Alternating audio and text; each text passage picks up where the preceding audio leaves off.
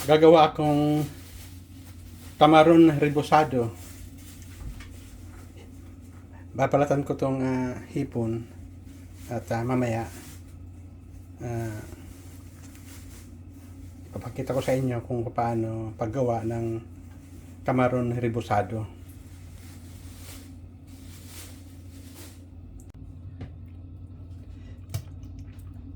Nabalatan ko na ang hipon.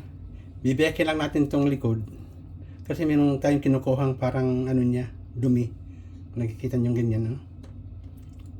Kailangan to alisin natin kasi yan yung kinain niya. Ganyan po. Pag biniyak kong ganyan, mayroon siyang itim doon sa likod na kailangan nating alisin.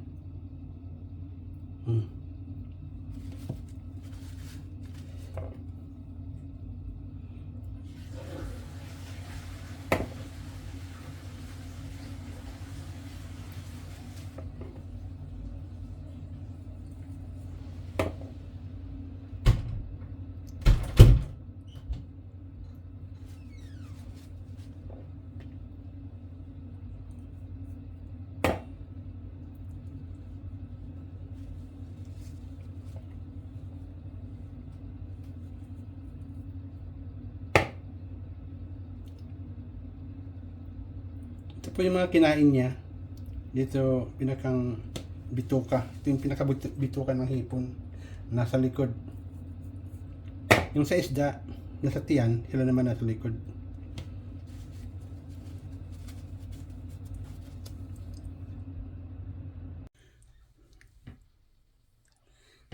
Ngayon, natanggal ko na lahat yung bituka ng hipon, yung pinakabituka niya.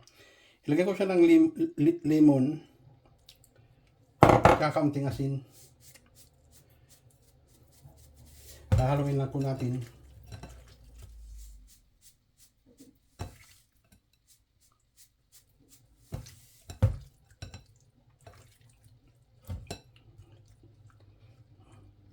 Hayaan lang po natin siya dyan. Ito naman po yung ulo. Yung ulo ng hipon. Tinanggal ko rin yung balat niya. Babayuhin ko siya. At yung pinangbayo sa kanya, yung katas niya, ilalagay ko doon sa flour na kanyang nailalagay ko rito para maiprito siya. Para masarap po yung lasa, yung pinakakatas ng hipon, yung ulo ng hipon ay babayuhin natin.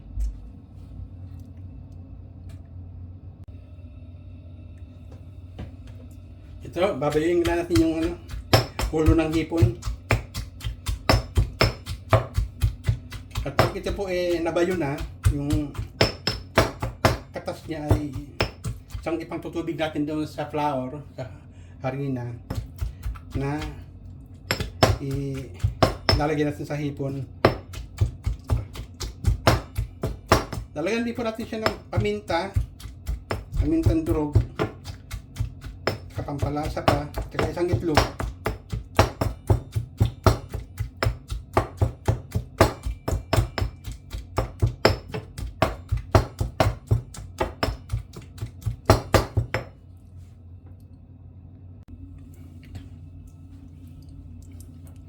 Ito na po yung flour na ating gagamitin. Lagyan lang natin ng kaunting asin, kaunting pampalasa. Ang gamit ko dito, ito na nabibili dito sa UK, Kotcharik. Ito po gawang to dito sa Europe.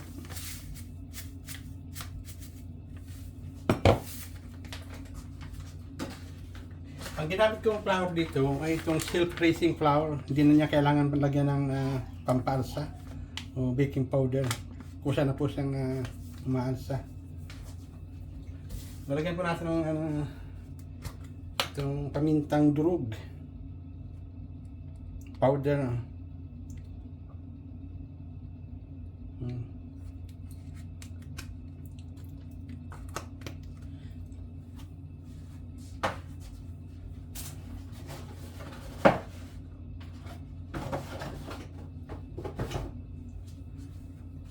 Lagyan natin ng bago natin lagyan ng itlog, haluin muna natin.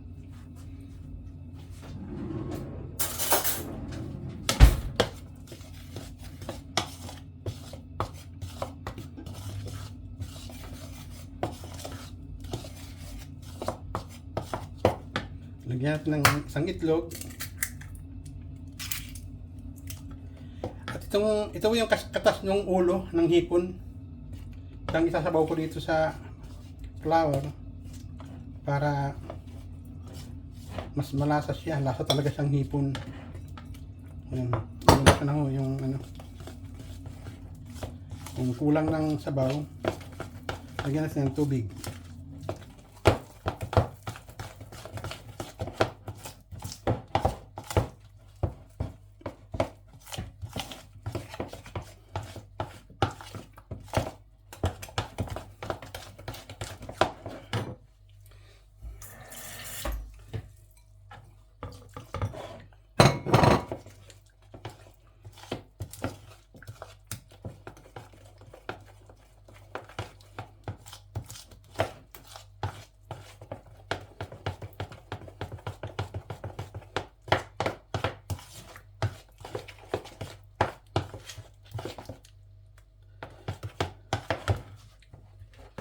Ito rin yung hipon na gagamitin natin.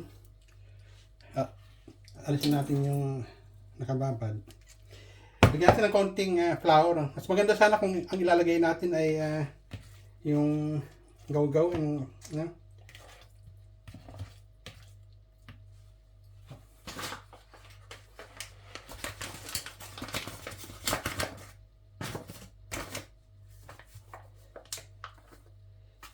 lagyan mo ng kaunti lang. Para dumikit yung lalagay natin farina, harina. Yan, konti lang.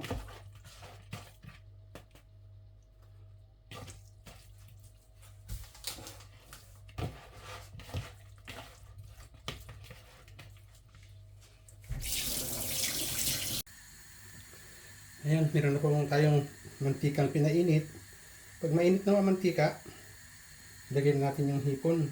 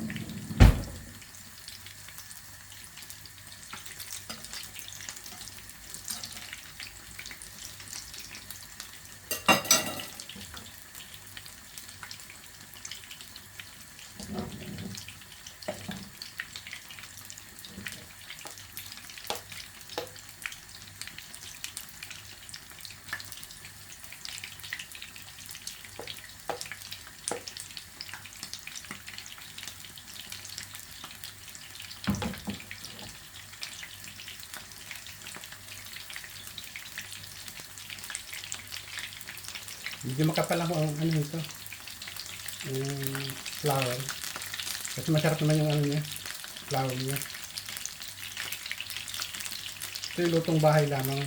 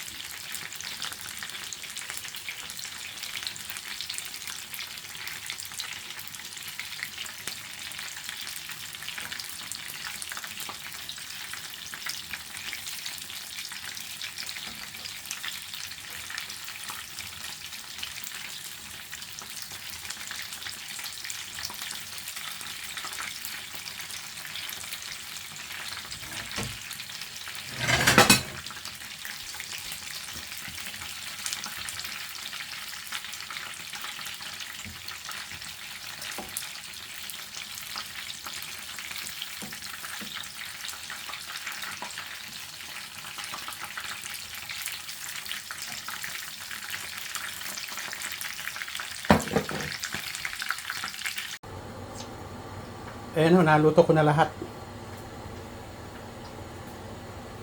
Ito po pang lutong bahay lang. Kasi kung sa restaurant, yung buntot ho hindi inaalis. Para, at medyo manipis lang ang harina nun. Pagka pang restaurant. Pero ito naman ho ay pang bahay lang. Pagkain namin. Kaya, tinanggal ko lahat yung buntot para walang sagabal sa pagkain.